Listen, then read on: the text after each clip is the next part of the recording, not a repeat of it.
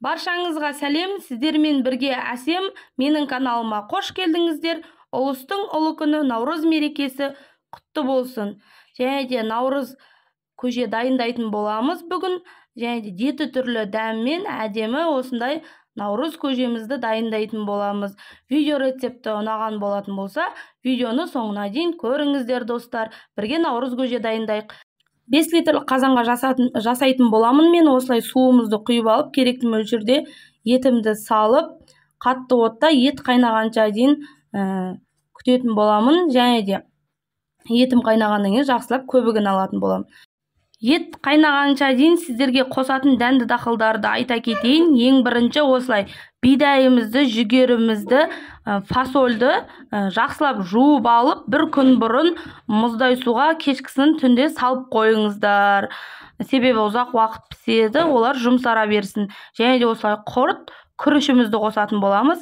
Етіміз қайнады. Міне, видеода көріп тұрғандарыңыздай жақсылап әдемілеп, тазалап, көбігін алып алатын боламыз. Еттің сорпасын жақсылап тазалап, осылай көбігін алып болғаннан соң, астын басып, жай отта етті 30 минут қайнатып алатын боламыз. Және де міне 30 минут, жарты сағат міне етім қайнап болды. Және де осылай жүгерімізді, және де ақ фасолімізді салып, араластырып, қатты отқа қойып, қайнағаннан кейін астын басып, жай отта тағы 1 сағаттай, 1,5 сағаттай ортасы жарылып, әдемі болып піскенше дейін, фасоль мен жүгері піскенше дейін 1,5 сағат қайнатып алатын боламыз. Міне видеода көріп тұрғандарыңыздай осылай араластырып, қайнағаннан кейін астын басып қойыңыздар. Және де міне 1 сағат уақыт өтті, менің фасоль мен жүгері пісті. Және де осылай енді бидайымызды салатын боламыз. Міне видеода көріп тұрғандарыңыздай жақсылап араластырып, қатты отқа қойып, газдың астын көтеріп, қайнағаннан кейін астын басып, жай отта тағып 1 сағаттай қайнатып алатын боламыз. Бидайымыз піскенше дейін.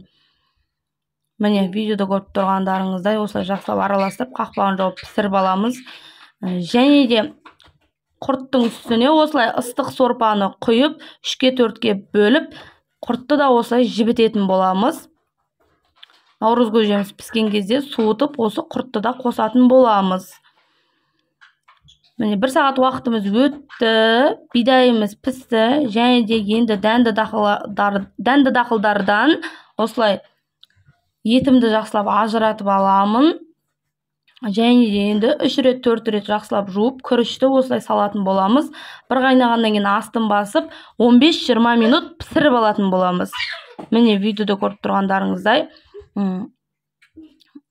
бір қайнатып алып, астын басып, тағы енді күрішімізді пісіріп аламыз. Және де дәнді дақылдарымыз пісіп жатқан кезде осылай етімізді жақсылап турап алатын боламыз, сүйектен ажыратып. Міне, жақсылап осылай турап аламыз. Етім әдемі болып, жұмсақ болып пісті. Енді құртымды да осылай езетін құралмен осылай жақсылап, видеода көріп тұрғандарыңыздай жақсылап осылай езіп алатын боламыз. Міне видеода көріп тұрғандарыңыздай. Және де айта кетейін, менің каналымда қолжетімді заттардан жасалатын дәмді тағам түрлері шығып отырады. Етсіз де жасалатын кешкі ас түрлері бар. Тез дайындалатын дәмді тағамдар түрлері бар. Тәтті бәліштер, сусындар, тағы да басқа плейлист бар. Сол жерден керекті видео рецептілеріңізді алсаңыздар болады, көрсеңіздер болады. Және де осылай құртымды салатын боламын. Құртымды езіп салып, енді етімді салып, міне Наурыз көжеміз дайын болды. Ас болсын, жасап жеңіздер міне. Енді осыған айран, және де айран немесе сүт қосып ішсеңіздер болады. Баршаңызға ас болсын, жасап жеңіздер.